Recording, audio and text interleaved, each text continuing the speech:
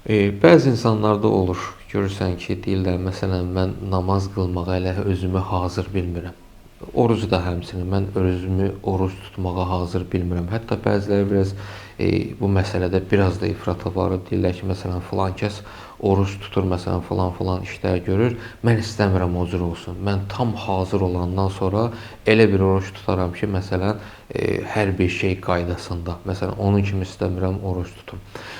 Bunu burada qeyd eləmək lazımdır ki, hətta sənə süni də gəlsə belə, namaz Allahın əmridir deyənə gərək yerinə yetirəsən. Oruc Allahın əmridir deyənə gərək yerinə yetirəsən.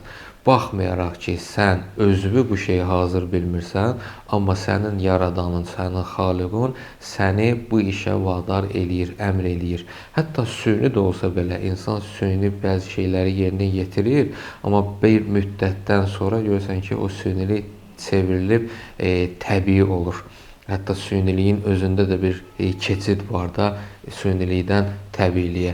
Necə ki, insan məsələn, bəzən görürsən ki, nəfəs ala bilmir, xəstə olur, ona süni nəfəs verirlər ta təbii nəfəs alana qədər. İnsan da belədir. O əmrləri süni də olsa yerinə yetir ta təbiiliyə gəlib çatana qədər.